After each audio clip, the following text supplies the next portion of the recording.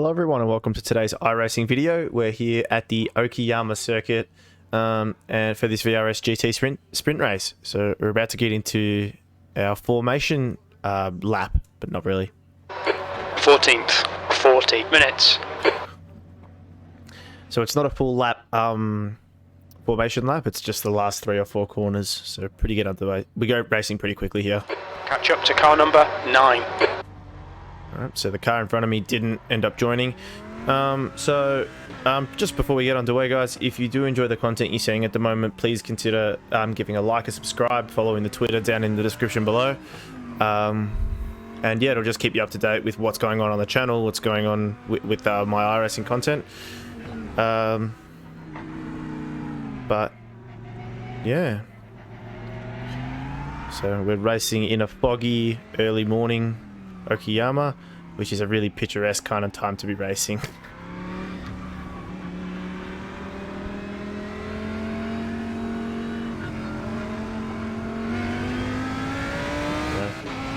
Green, green, green. I think that's a pretty even start for everyone, more or less.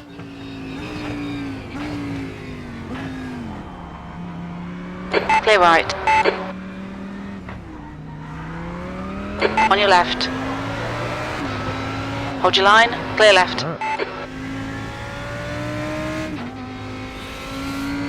That second corner can catch you out of that's. So I did set a qualifying lap. The first lap wasn't painfully slow, but I just made a few silly errors. I think it was like a low 30 or a low 31. I can't remember exactly, but in the second lap I literally did exactly what that car did at that third corner. I just lost the back end of the car.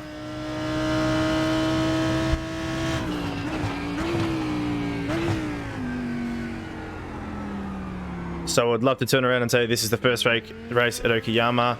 However, I tried to do the 6 PM race here in Canberra. However, into that hairpin, someone decided to use my bumper as opposed to using their brakes and spun me around, gave me a 4X.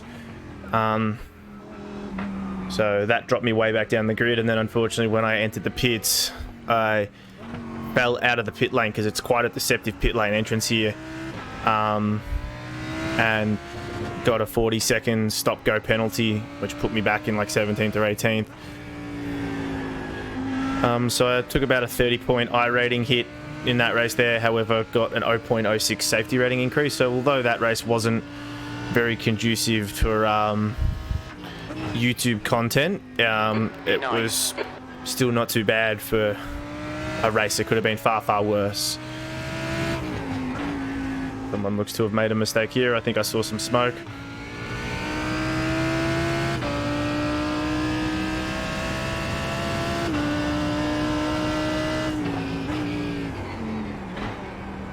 Clear left. I definitely didn't make contact with him on my screen, but I think he may have gotten net coded, and I do apologise for that one there if on his end he did.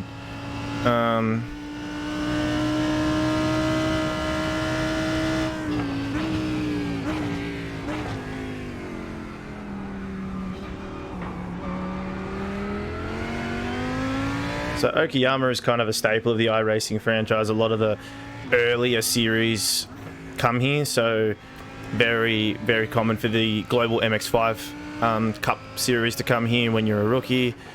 The Skippies come here as well. And I'm pretty sure I came here in the Porsches because this track here is extremely hard on the Porsches because it's such a cambered track and such a flowy track. Those Porsches are on a knife edge pretty well all the time. The leader has just done a 130. You do find that the Porsches aren't very forgiving at this track. It's almost like driving on ice like it was there at Phillip Island last week. P7. That lap time was 132.71. Sector 1 is 1.1 off the pace.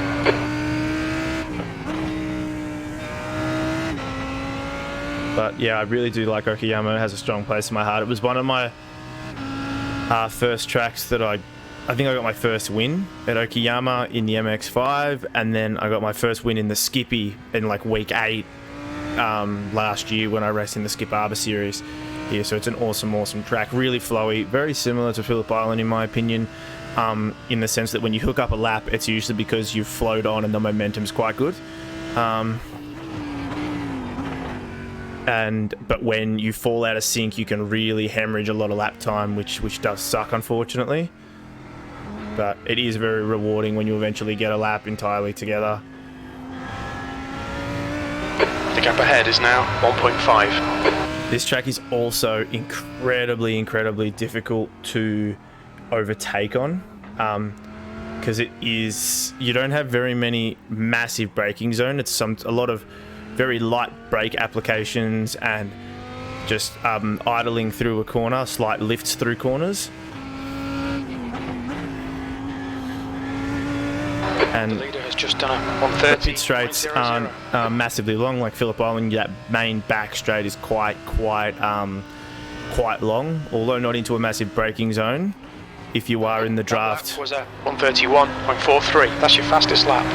The guy behind has just done a 129.56.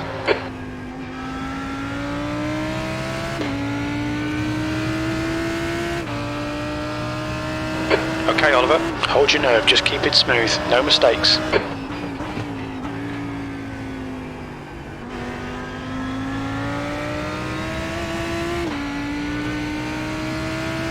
I lost my train of thought there. But yeah, really do like this track, and it's every time I come here, I try to free up my schedule. Car right. Clear right. As best I can, because I really try to get as many races in as I can. Keep pushing, we might get him back.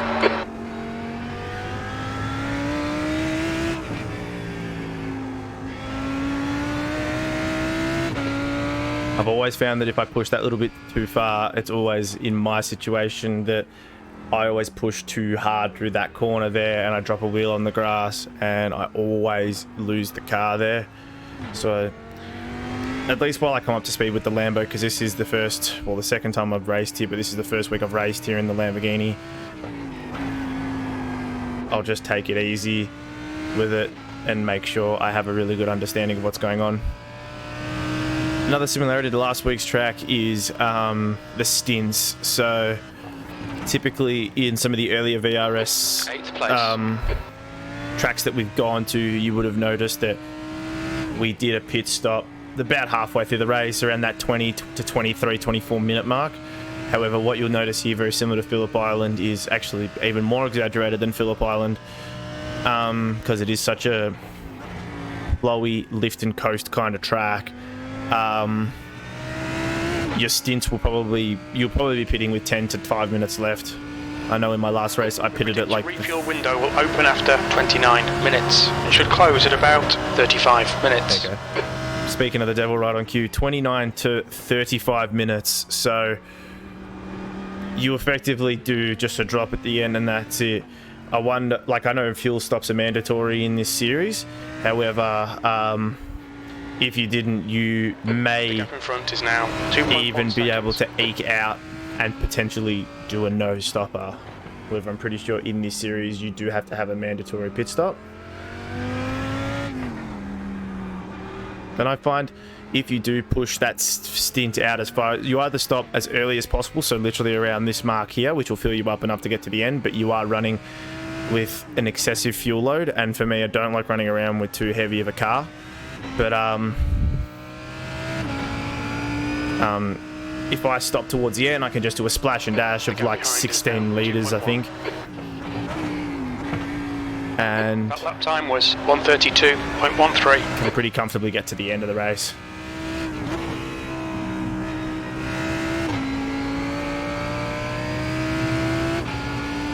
Michael ahead has got some pace on him. He's already caught up onto the back of Raphael.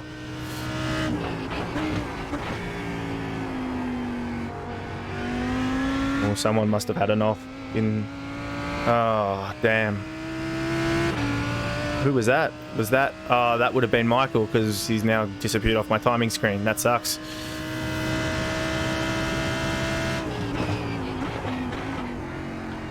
You always just hope that when stuff like that happens, obviously you never want a negative negative result for anyone. However, you do hope that that didn't come from contact, that Michael did just drop a wheel on the grass and lost the back end of the car.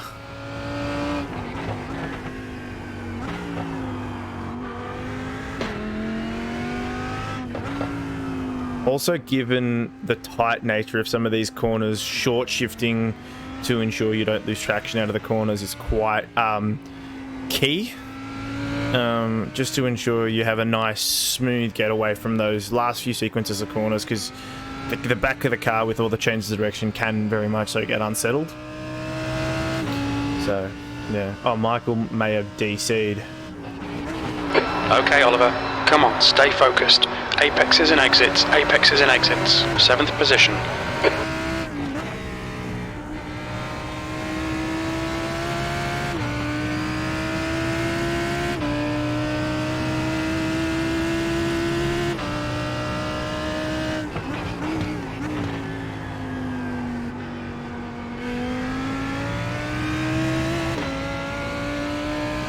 Always, when you're approaching that corner there, I'm not sure if you get that perception in the video, but from my perspective and the way the car feels to the steering wheel, you can get on the power earlier than what it feels like, and that's just the nature of that corner. But the way it feels is that you're already on the edge, like you're just waiting for that corner to kind of open up, but you can get on the throttle far earlier than what I am.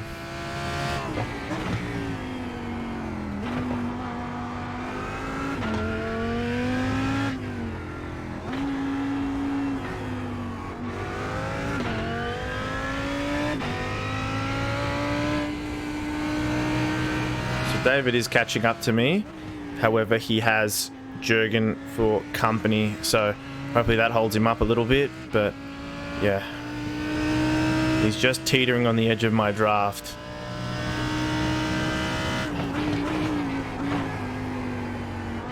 We are also lapping half a second quicker than Raphael last lap, so hopefully we can potentially start to shut that gap up to him, but that 3.5 seconds is pretty big without that draft, which David now has the benefit of being in, so that will help him on defending against Jürgen. The draft obviously won't be as strong for David as it is for Jürgen, however, he still has something.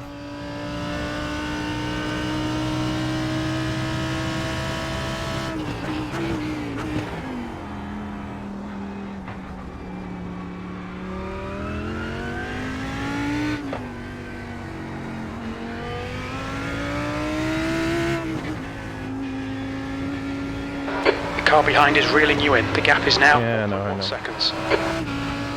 I do know that I am particularly cautious and slow after those sequence of corners, after the hairpin as well.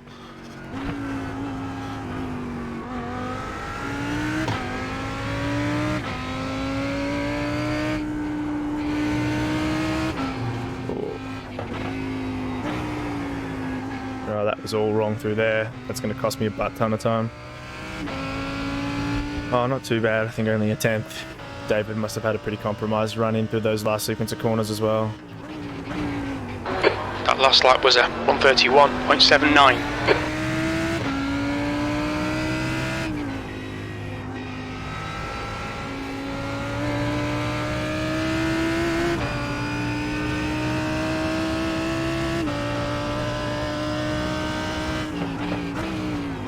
Third doesn't feel too bad through that second and third corner.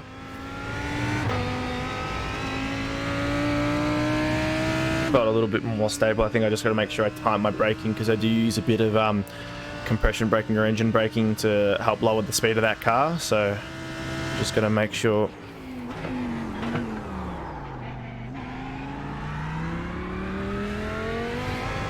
Way too deep into that corner, and now David is right onto the back of me.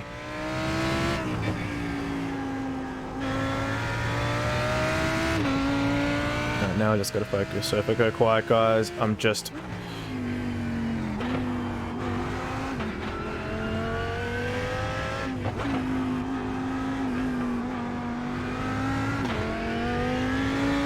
I do go quiet, guys, it's just because I'm focusing on just punching out a few good corners just to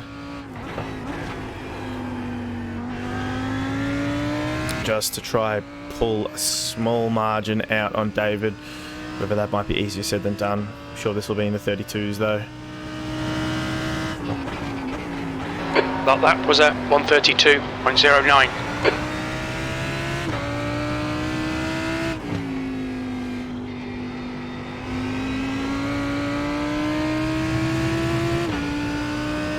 Luckily, David got a twitch coming out of that corner. Intimidated here.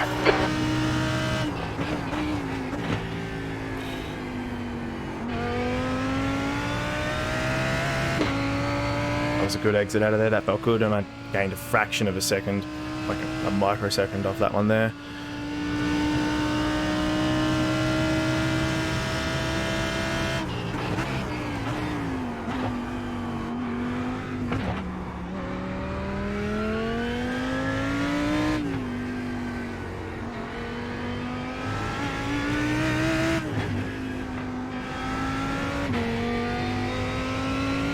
P7. That was shocking through there, but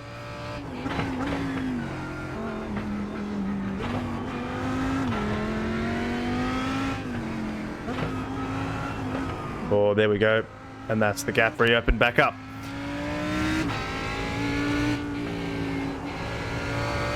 And that is in turn due to the nature of the track, because it is so dependent on momentum and flow through the corner. If you get on the power a fraction earlier, or your braking is just a fraction bit later and you can carry that speed, it can sometimes catch you out as well when you are attacking, because you come in with such greater speed than the car you're tailing, and it can catch you out, especially if you've sat behind them for 5, 10 minutes, 15 minutes, 20 minutes, an hour, who cares? It can catch you out sometimes.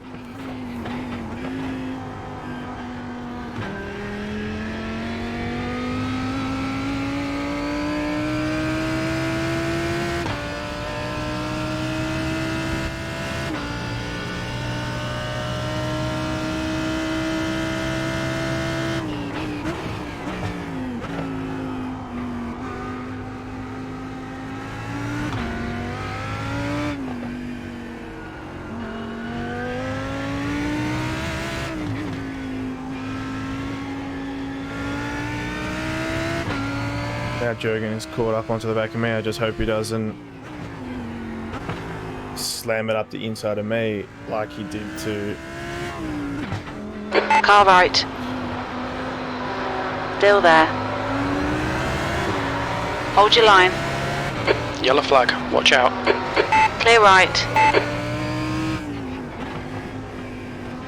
Come on, Oliver. Don't panic, we'll get him back. Yeah, see, and I'm just... Right side.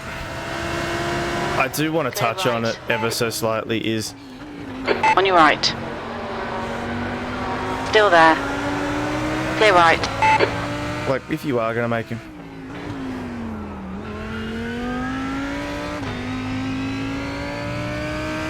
If you are going to go for a move, don't make it You've used half your fuel. the responsibility of the guy you're trying to overtake to get out of your way, because you can't make a proper move stick. Kind of like what David just did to me, because it unfortunately ruins races.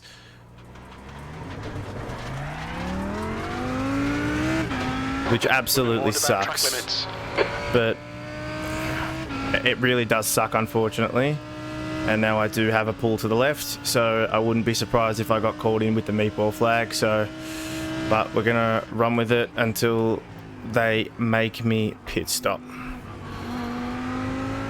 And that Merc realistically was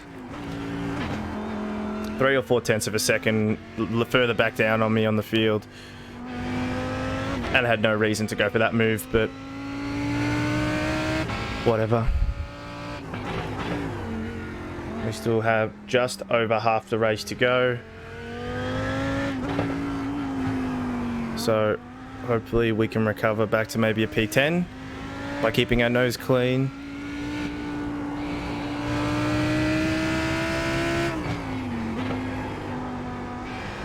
we keep our noses clean, I'm sure that the cars ahead as well that did hit me off will have no issue hitting someone else off.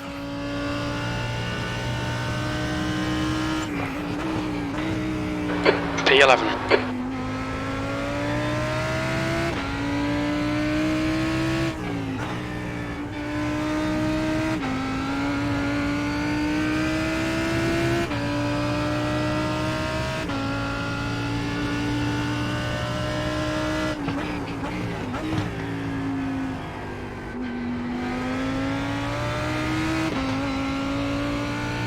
I think we are ever so slightly quicker than Tobias, so hopefully we can dispatch him in a timely manner.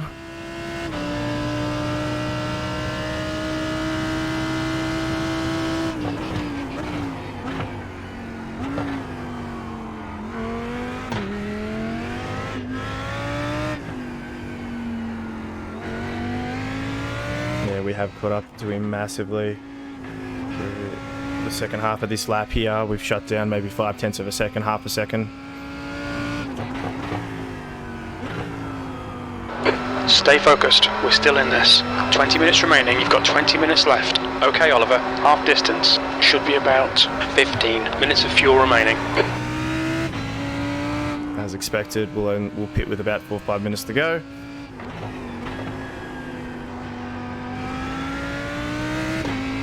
Damn it, we lost to him. So in that middle sector, we are considerably quicker than Tobias. However, through that last sector, he was quicker than us.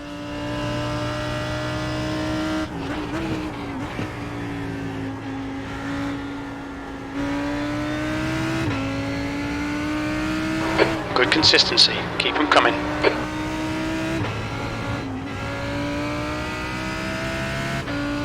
Big twitch there, big twitch.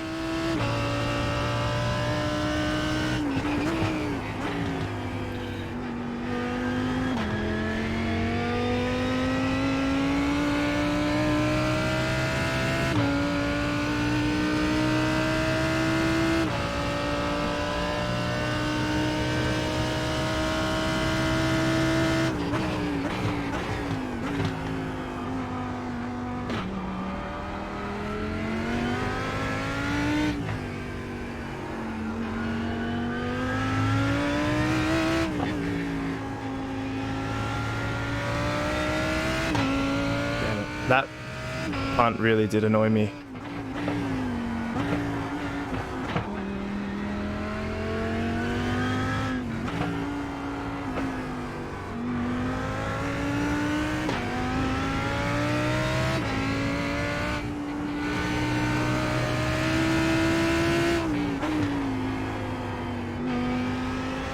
Damn it, I was following that BMW and I went way too deep.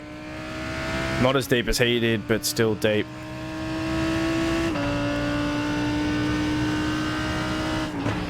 That lap was a 132.39.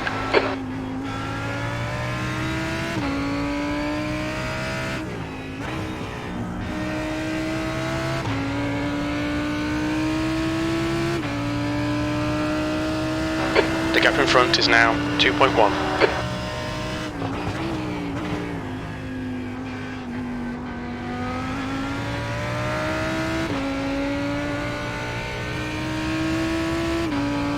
I've got too much. I think I've got some form of damage on the front end of the car or the back end of the car that's affecting my straight end speed because I catch them through the corners. But that BM is a pretty rapid car. Yellow flag. Through the corners.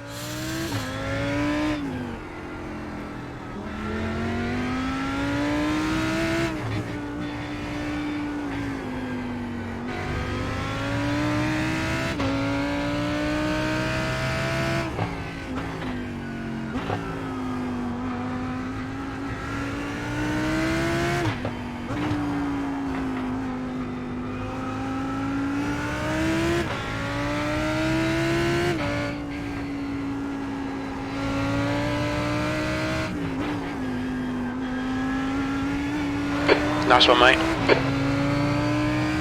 So yeah, the entrance to the pits there is at the second last corner, not the last corner. 10th position. Like you would typically see. So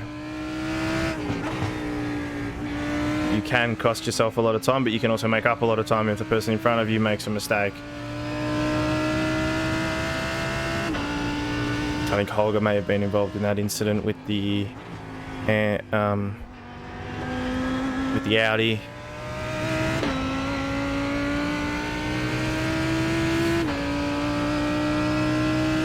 Just because he has slowed down a fair bit as well. About 15 to go.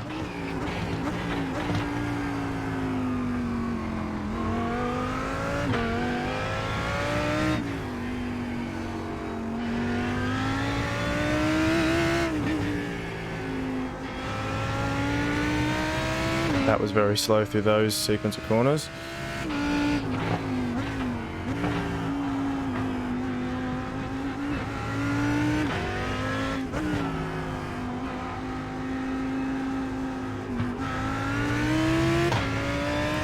All right, Oliver, 10 minutes of fuel remaining.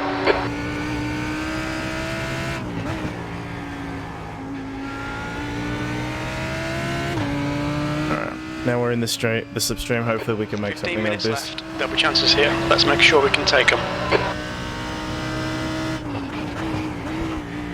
Sector 3 is 1.1 seconds off the pace. That was all kinds of wonky through there.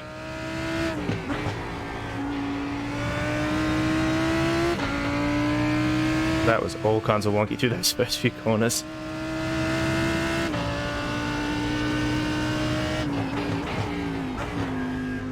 And that was too early on the brakes.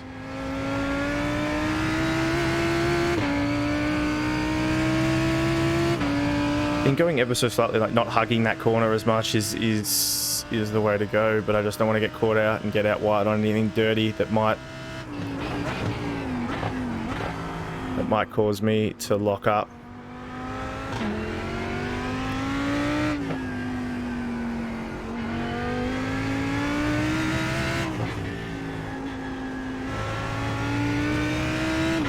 Yeah, so through that middle sector, I'm certain that I'm faster than Tobias.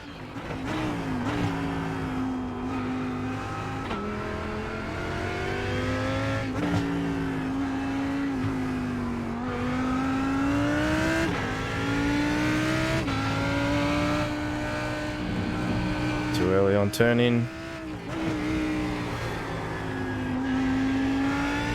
And Holger is hemorrhaging time as well, so I think he might have damage. If I can recover this 0.8 to a 9th or an 8th position, Sector 1 is 0.9 off the pace. to have an off and be able to only Sector lose 3 is 0.8 off the pace.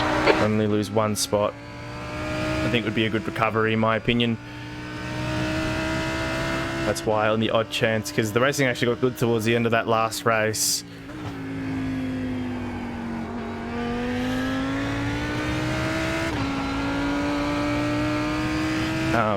But yeah, the 38 minutes of the race just absolutely sucked. So, gonna keep recording just in case.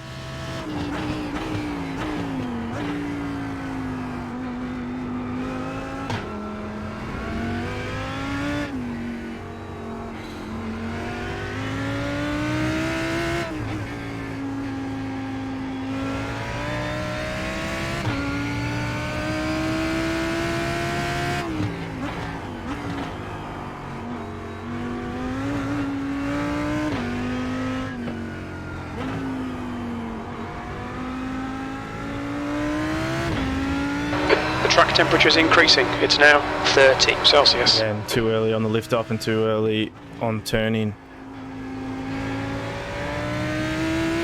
We are also catching up on Holger rapidly.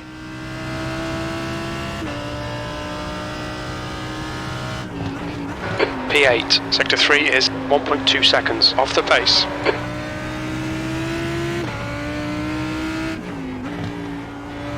He is starting to get defensive now, so he'll start to lose considerably more lap time. But if I intend to get past, which I do, I need to do so quickly because I don't want to lose too much time to Holger. Late on the throttle, too much brake input.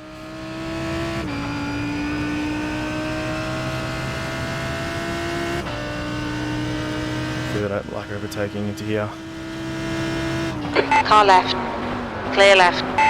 Good overtake, that was good. Just called his bluff. We played a bit of chicken there and I braked later, but was able to pull it up.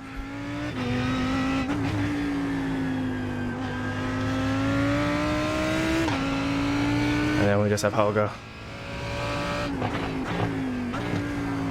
One of the good things about that overtake is we didn't lose too much time. We didn't battle for multiple corners. We just got in, out, made the move happen,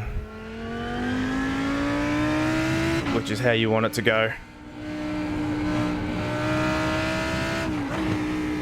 So it just depends if... so Tobias must have made a bit of an error, or he's really dropped off the pace. So Holger's... 5 minutes of fuel left. P7. So Holger is either driving to a number, which I don't understand why you would do that, because fuel's not really a problem here. Yellow flag, keep your wits about you, mate. Good job, back marker, for getting off the track. You've got 10 minutes left. As 10 minutes opposed to to just sitting like a deer in headlights.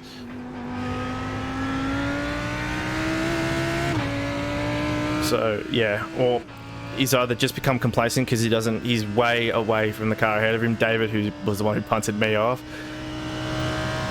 or he's just fallen out of rhythm, which, as I've said, is quite easy to do here.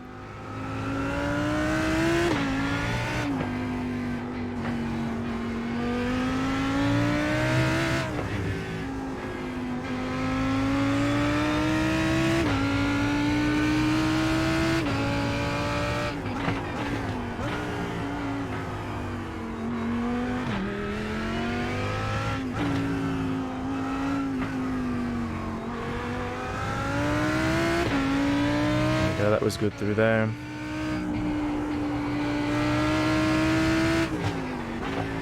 So what I need to do is start turning in at that second last corner and then lift off the throttle as I'm turning in, almost like a pseudo trail brake, but almost like an easing in to the corner. Way deep there. Your lap times are increasing. Come on, get back on it. Yellow flag, watch out.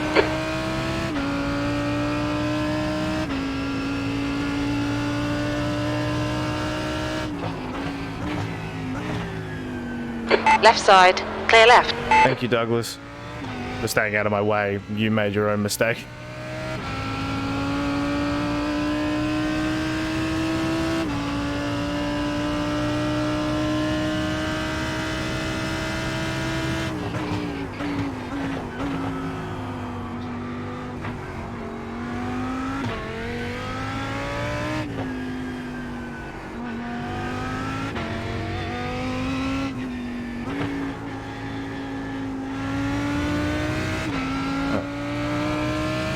Alright. I know I'm probably making some really yuck faces and probably not the most entertaining commentary, because I will pretty well drop off the face of the planet whilst I focus on trying to catch up to Holger as best I can. However, I am trying my best to work hard for the highest result I possibly can, given what went down at the start. Okay, Oliver, the next car is... Quarter point 2 minutes section of the race. So with Jurgen and Alfie directly in front of Holger on a lighter fuel load. The car behind is pitting. Very little fuel left. Pit this lap. In this lap. Hopefully it does hold him up just ever so slightly. So come end of this lap when I box, I'm as close as I possibly can be. So probably be bang on 5.5 minutes to go once I go into the pits.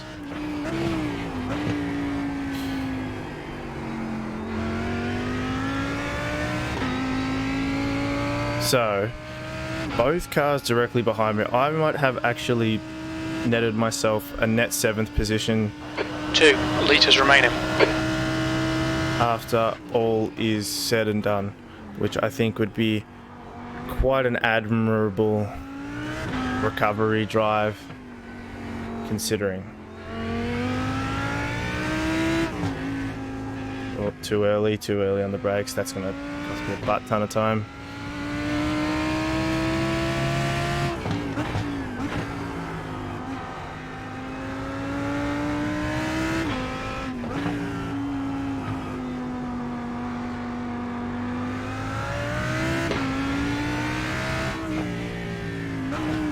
Yeah, that doesn't look like the pit lane, but that is the pit lane.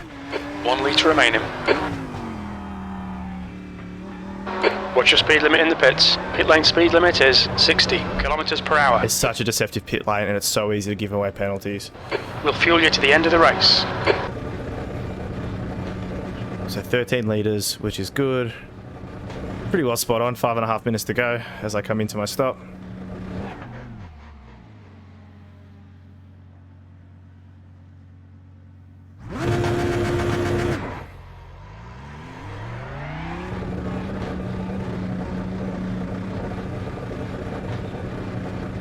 There's traffic behind, take care. Okay, yes. Oliver, relax, focus, keep it smooth. P9. Oh, this is the one I made that overtake. Oh no, that was the BM. Antonius was the one who made the mistake and then pitted before I was able to capitalise. 5 minutes. So by the looks of it, we're going to be racing hard with Antonius right to the end.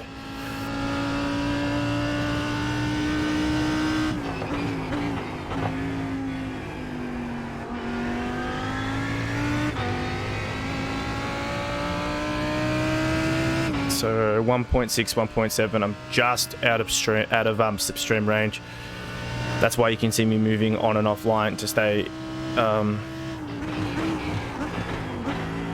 as in direct line as I possibly can.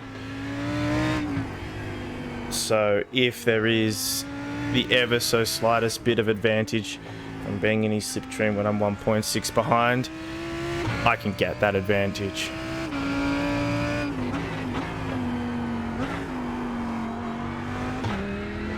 It's real bad through there.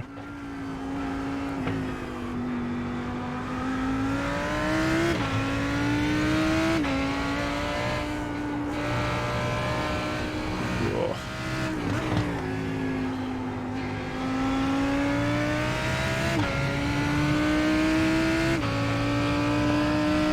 Push, we can get this guy. 6th place.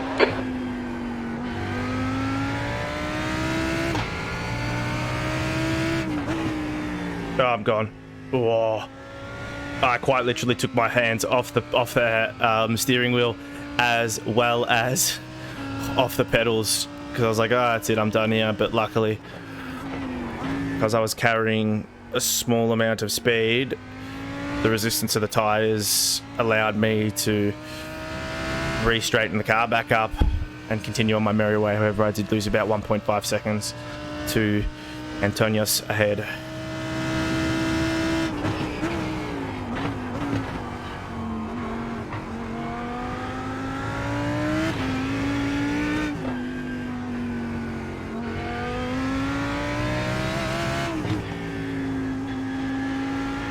The gap to Quincy behind is now 2.3 seconds. And I know there's still about 2.5 minutes to go, so I'm sure a whole lot can change, and Okay, Oliver, we estimate you've got 5 minutes of fuel remaining. Holger could potentially catch up onto the back of me and I'll drop another position. But one point I did want to make is, provided you don't have terminal damage, like where you can't finish the race, it's always in your best interest just to finish it. Do the right thing, don't be a sore loser. Mistakes do happen. Get back on the track, finish the race, and give it your all. You don't know what's going to happen. The gap ahead is now 2.9 seconds. To be perfectly honest, when I went off there, I thought, oh, well, that's it. I'm going to fall back down to 15th, 16th, have meeple damage. Have a meeple flag shown at me. 2 minutes. 10 minutes of terminal damage. However, unfortunately, I did have just the slightest kink to the steering wheel that pointed me to the right. Got on with it, and I've been able to recover to a net higher position than the one I was in before. So, sure, it's a little bit disappointing because I'm sure had I not been bumped off there by David, I would have been able to go potentially ahead of Antonius. That's for damn sure. I would have been more than 3.5 seconds clear of him. But what's the difference between 1 or 2 positions here or there? I was able to finish the race. Well, I was able to continue the race. I'm still not guaranteed to be able to finish the race, but what I'm getting at is just tough it out. You don't know what's going to happen. There could be, like, and as I said, the way those cars were driving, more spins, more crashes, more damage was inevitable, and I was able to capitalize on it because I was in the right position, right time. But the only way you're going to be there is if you do continue to race.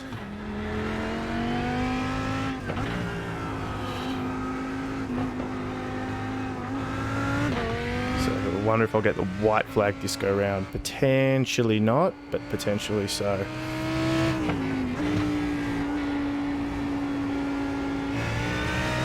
Yep, one more lap to go. So, the car that was behind me earlier is no longer behind me. So must have made a mistake. Very little fuel left. And the gap to Antonius has slowly increased out. I think I lost my opportunity there when I did make that slight mistake.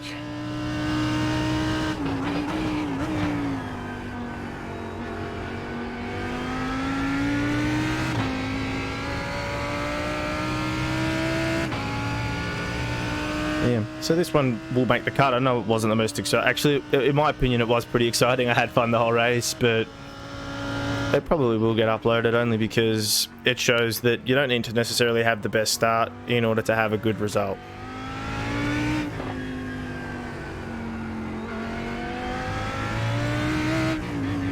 Just 2 minutes left, 2 minutes to go.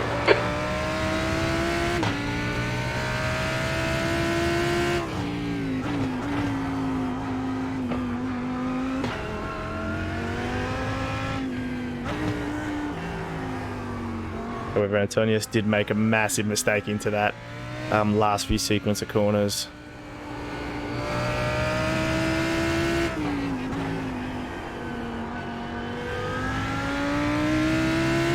So that's a great result, guys. Great recovery drive, which I'm very happy with. And just roll into the next one. One thing I'd always recommend. Okay, it's over. Well done, mate. Good finish. Don't try to minimize however many 1Xs you give away after, because it does actually contribute towards it. So just calmly bring the car to a stop, chuck it in neutral and exit the car. Just don't give yourself any reason not to have the best safety rating result you can. So what we're going to do, guys, we're just going to quickly get into the results and then we're going to get out of here. So, good result. Finished P6 it was after all was said and done. Strength of field 920, 3 splits, bottom split to be expected. Safety rating increase of 0.09. Okayama's a pretty lenient track in terms of 1Xs and stuff like that, so I can completely understand why, even though they had 2 marks dropped, it wasn't as lucrative as, say, another track that might be a bit harsher on penalty points. But again, a big recovery drive. Was able to mitigate and actually increase my net overall I rating position based on the 2 races I've done today. So your top 3 were Tiago, Tom, and Jurgen. No Australian. I was the highest placing Australian driver, with Adam Wallen being the next one. So not very many Aussies racing in this race. Well, they just finished down the bottom. However, your top 3 cars were the Merc, the Ferrari, and the BM. Where did David finish? Just out of curiosity. So David had a -45 I rating change as well as a -4 safety rating, and he had 6 incident points. So yeah. Oh, Raphael behind was very close to getting a penalty. But yeah, guys, we're going to just leave it there. And if you enjoyed, please consider giving a like, a subscribe, and check out my Twitter in the description down below. And we will catch you at the next race.